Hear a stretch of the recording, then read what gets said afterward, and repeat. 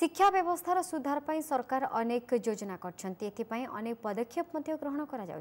School रे मागणा पुस्तक ठार आरंभ करी ड्रेस साइकेल और मध्याह्न भोजन प्रदान करा एते सबु सुविधा पर प्राथमिक विद्यालय केमिति चली पाठपढ़ा एने अनुसंधान करला ओटीवी देखंतु नयागढ़ सहर ओटीवी ग्राउंड रिपोर्ट।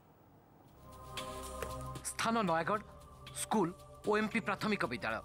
स्थापित 1956 भावुवे एत पुराना स्कूल रे शिक्षादान सहित उपस्थान भल थी हेले केते जन छात्र छात्री चली स्कूल देखंतु ये विजुअल मात्र 6टी पिलारे चली प्रार्थना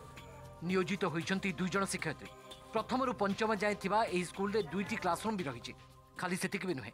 स्कूल रो जने तृतीय श्रेणी छात्रों एठारे नामलेखा होते से अन्य एक स्कूल रे पाठ पढ़ुवार जमापड़ी एमितिकी छात्र जनक से स्कूल रो नियमित छात्र बोली प्रधान शिक्षक कहते उथाड़ा ग्रामर पिलाटे से स्कूल रे प्रथम ही ना लिखी ता ना ज्योतिरंजन पैड़ा 3 वर्ष तृतीय श्रेणी तार 3 वर्ष है तार आज्ञा से नियमित छात्र आउ ए हेउछि शहर मध्य थिबा आउ एक स्कूल ना न्यू टाउन प्राथमिक विद्यालय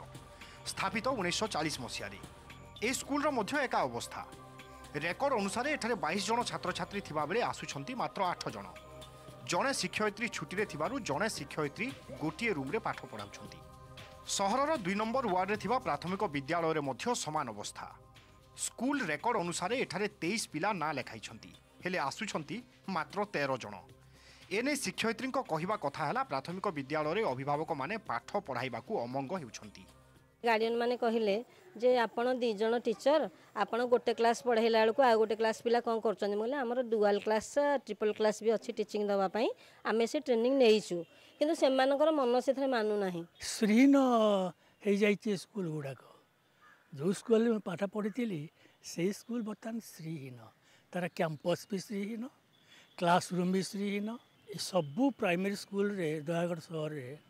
पिला बहुत कमी कमी गले प्रति वर्ष कमी जाऊँगी एवं सबू जाक पढ़ाऊँ पब्लिक स्कूल। नियम अनुसार विद्यालय चलिबा पई सर्वनिम्न 15 जन छात्र छात्री आवश्यक रही है तेबे नयागढ़ भली सहर में किभली अव्यवस्था मध्य स्कूल रही से नहीं प्रश्नवाची सृष्टि होइछि सेपटे एने ध्यान दियाजिबो बोली जिलापाल कहिसंती। आजिकल सहरांचल पेरेंट्स मानकर English medium school CBSE ICSE course प्रति आग्रह बढ़ी किंतु सरकारी स्कूल रे पाठ पढ़ार उपयुक्त प्रोविजन करा जिबा दरकार किसी जगह आमर शिक्षक कम थिबा आनुषंगिक इंफ्रास्ट्रक्चर कम थिबार अभियोग होउछि तेणु से सब दिगरे आगामी दिन में ध्यान रखा सभे पढ़ंतु सभे बढ़ंतु सते जमी सरकारी स्लोगान नयागढ़ सहर में फेल मारी सहर में थिबा सरकारी प्राथमिक विद्यालय गुड़िकर अवस्था जदि एपरी जारी रुहे तेबे आगामी दिन में यार स्थायित्व नहीं प्रश्नवाची सृष्टि होइछि। नयागढ़ स्वदेश रथ ओटीवी।